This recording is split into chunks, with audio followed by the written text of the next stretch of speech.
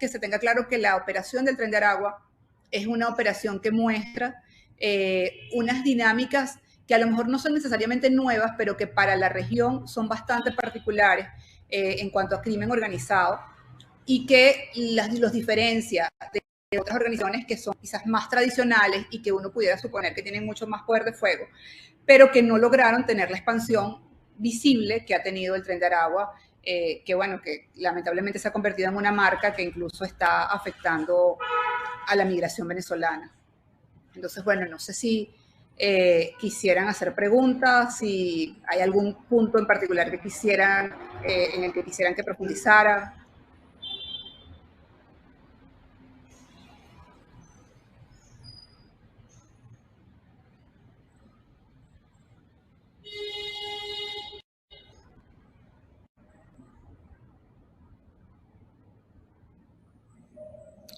Claro.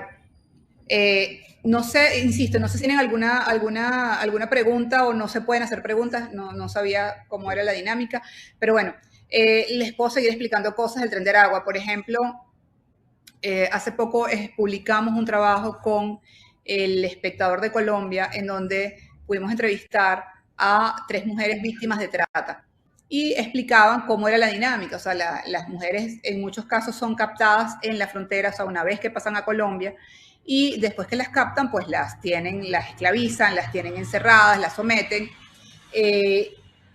Muchas de ellas son asesinadas, otras logran escaparse.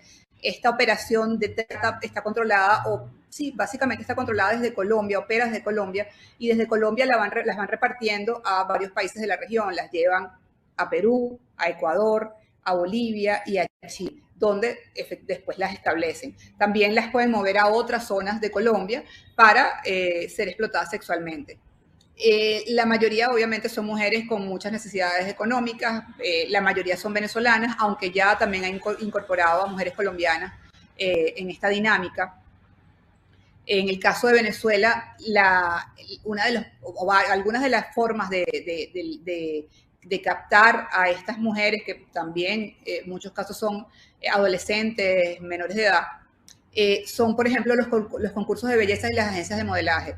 En Venezuela siempre ha sido como muy tradicional este tema de los concursos de belleza, de las mujeres reinas, etcétera, etcétera. Entonces, bueno, la organización identificó esto como un potencial o una forma de no solamente ganar dinero a través de la explotación sexual, sino además de cómo puedes, a través de los concursos de belleza, atraer a niñas y adolescentes que tienen la expectativa de convertirse en reina de belleza y que pues lo que terminan es siendo explotadas sexualmente, vendidas. En el caso de las que salen por la parte de Trinidad, pues son vendidas en alta mar a organizaciones, redes de explotación sexual, que luego las llevan a Trinidad y Tobago y otras islas del Caribe, por ejemplo.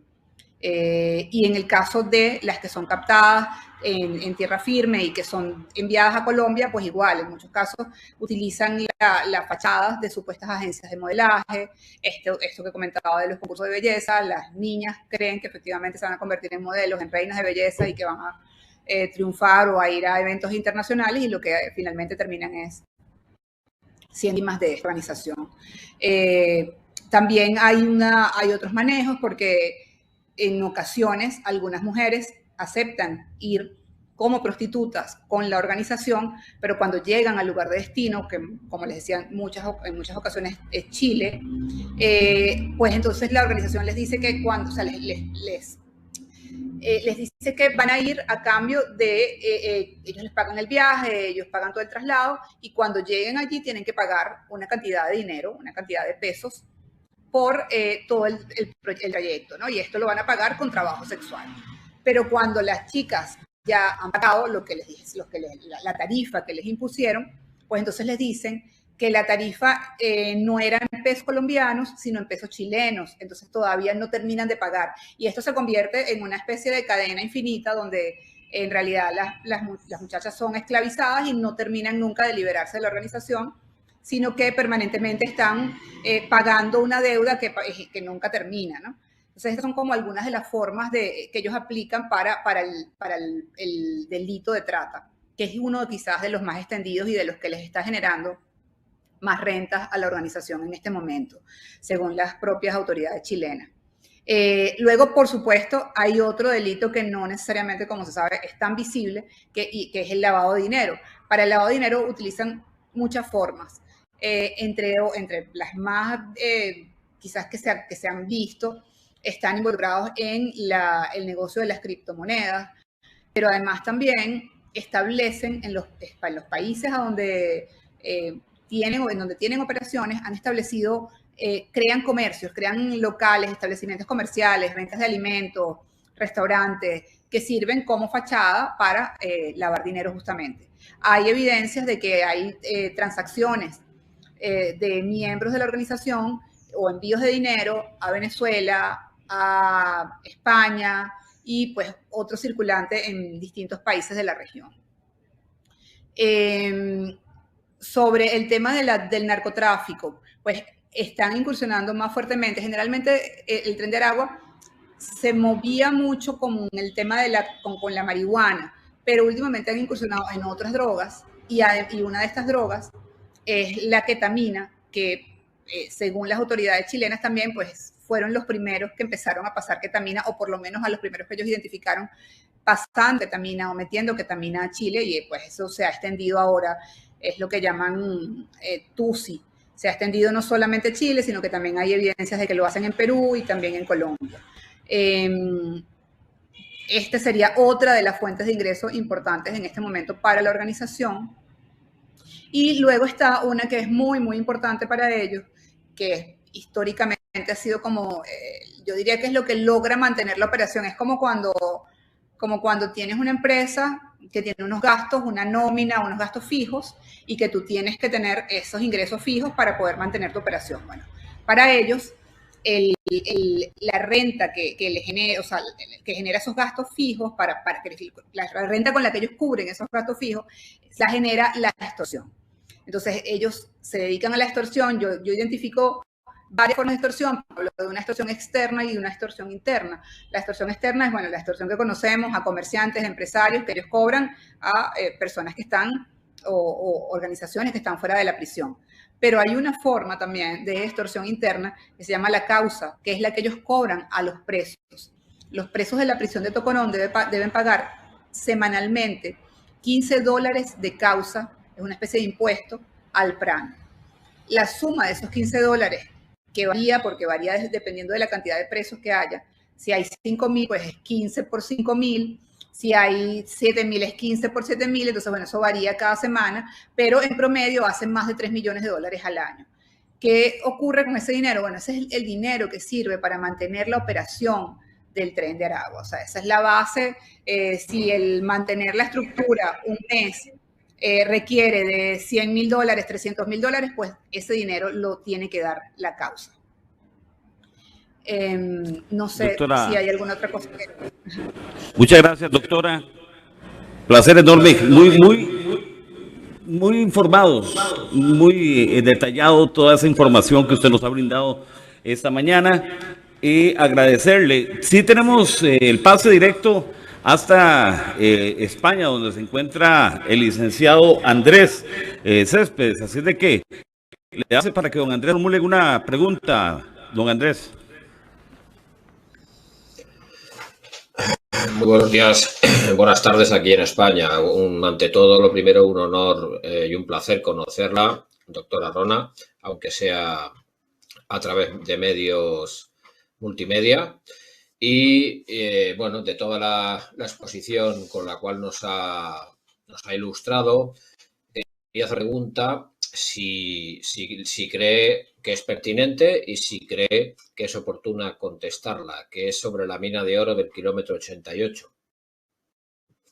Le digo si es pertinente porque como no lo ha comentado, pues a lo mejor no lo creo oportuno y paso a cualquier otra pregunta de cualquiera de los múltiples temas que figuran en su libro, que vuelvo a decir que es un libro excelente para todo el que quiera estudiar el fenómeno del crimen organizado.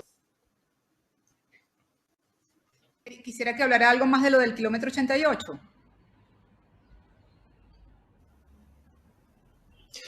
Bueno, si lo cree pertinente. Puedo hablar. Sí, pues no veo Bien, mayor bien. cosa. Sí, el Correcto. kilómetro 88 es donde está ubicado el cuarto yacimiento de oro más grande del mundo.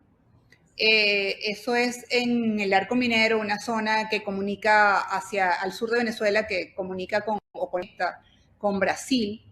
Es una zona que tiene una actividad minera muy grande, impresionante, y ese kilómetro 88 es controlado desde el punto de vista de seguridad, de gobernanza criminal, por uno de los jefes del Tren de Aragua. La versión o lo que maneja la gente que vive en la zona es que allí hay aproximadamente 5.000 hombres que trabajan para el Tren de Aragua, entre la actividad minera, porque todo el mundo está sometido a la organización, y los que se encargan de la seguridad. Esta actividad, ellos no son los dueños de la mina ni del oro. O sea, hay empresas mixtas que son los dueños de la mina y del oro que le pagan al Tren de Aragua y a cualquier otra, porque la operación es similar cuando está de guerrilla colombiana o de otro tipo de organización que opere en esa zona. Ellos le pagan al Tren de Aragua un porcentaje de lo que genera la exploración minera para que el Tren de Aragua se ocupe de toda esta actividad logística y control, de control social y de gobernanza criminal que han impuesto allí. O sea, ellos luego cobran impuestos a los comerciantes, establecen precios, tienen control sobre la actividad educativa, tienen control sobre los centros de salud, controlan toda la seguridad, entre comillas, de la localidad, tienen un sistema de vigilancia muy avanzado, vamos a decirlo, que genera una gran preocupación y temor entre las personas que viven en esa localidad.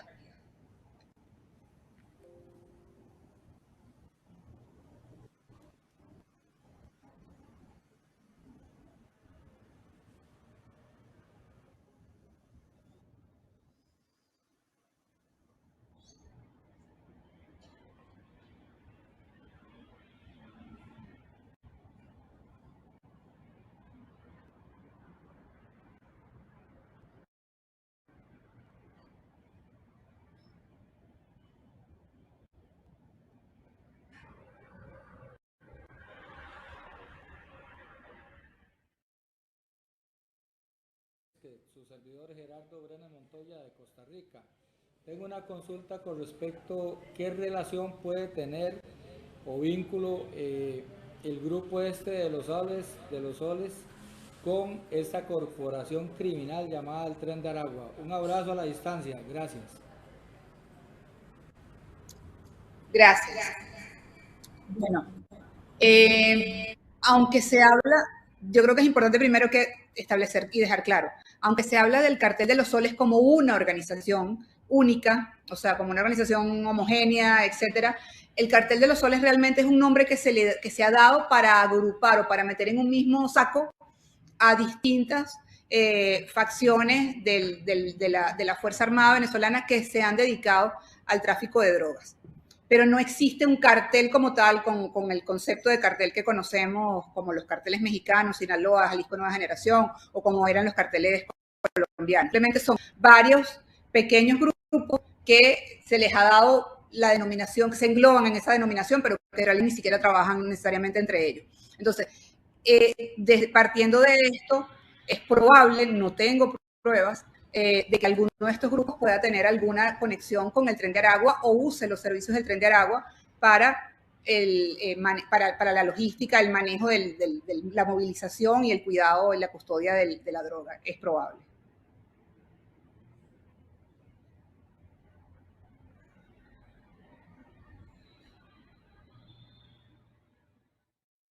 Muy buenos días. Les saluda el licenciado Carlos Pérez de Lima, Perú. Tenía una interrogante con respecto al Tren de Aragua. Era la siguiente, doctora. La presencia de los componentes del Tren de Aragua en los países latinoamericanos es la fragilidad o ineficiente seguridad de puertos, aeropuertos, fronteras o el control inexistente del TIC, del tráfico ilícito de drogas.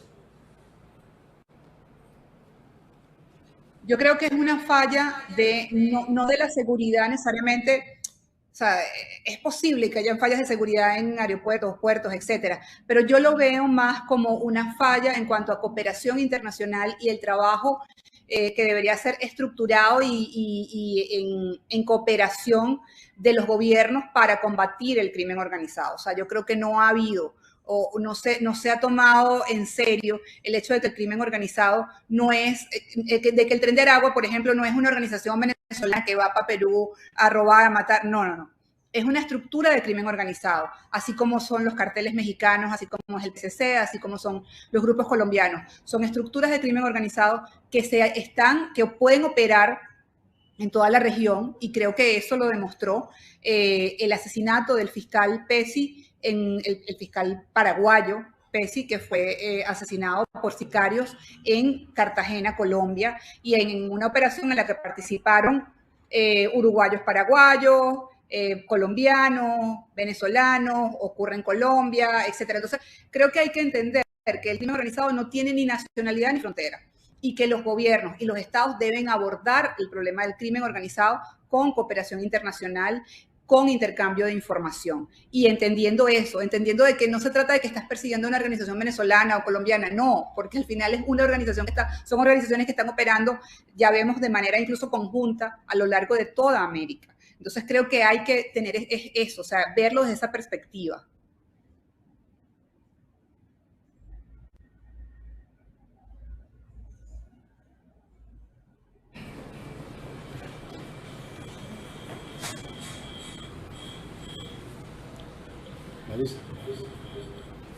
Gracias, doctora Rona.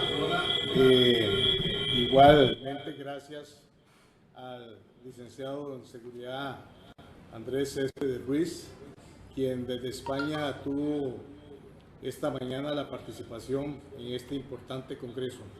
Doctora Rona, de verdad desde Costa Rica agradecemos su participación, agradecemos el conocimiento que usted hoy nos ha generado a todos los países que estamos conectados a través de la Red Internacional de Profesionales en Seguridad. Esta transmisión está llegando hasta la República de Chile, Perú, Colombia, México, España y otros países. Perdón. Y ya tenemos información de estos países que recibieron la señal y la información de forma muy bien, muy positiva. Y no me queda más desde Costa Rica agradecerle, doctora, de verdad su participación, esperando poder tenerla en otro momento y ojalá en algún momento traerla a Costa Rica. De verdad, muchísimas gracias, doctora Rona. Muchas gracias a ustedes por la invitación. A la orden, quedo a la orden. Gracias, igualmente, licenciado Andrés Céspedes. Sé que a esta hora, ya cerca de la medianoche, allá en España, muchísimas gracias por haber participado, Andrés, como el interlocutor entre Costa Rica, los demás países que están conectados, y con la doctora Rona y principalmente ustedes allá en España, Andrés. Pues muchas gracias, Julio, y a todos los participantes y organizadores de este Congreso Internacional de Seguridad Ciudadana. Un congreso que, además de englobar múltiples países, engloba un problema que no nos es ajeno a ninguno de los países. Lo que está sufriendo Costa Rica lo sufrimos todos los países de Latinoamérica y de España, evidentemente. El crimen organizado es transnacional y es una lacra que está pues generando mucho daño y del que todos somos conocedores y solidarios. Desde aquí, un fuertísimo abrazo a todos los hermanos de Costa Rica y agradecerles nuevamente el tremendo honor que me han hecho de poder asistir y hacer la presentación de la doctora. Excelente, licenciado Andrés Céspedes Ruiz, quien desde España compartió con el Congreso Internacional de Seguridad Ciudadana Costa Rica 2023. A continuación vamos a hacer conexión internacional hasta Colombia con la doctora Claudia Carrasquilla, La doctora Claudia Carrasquilla fue exfiscal de la República en narcotráfico, seguridad y narcotráfico. Vamos a ver si logramos hacer conexión. De momento vamos a pasar a unos anuncios y nos interconectamos hasta Colombia con la doctora Claudia Carrasquilla, y como invitado especial en esta conversación tendremos desde Argentina al licenciado Carlos Miranda, quien nos da el honor de intercambiar este conversatorio con la doctora Claudia Carrasquilla. Regresamos en unos minutos.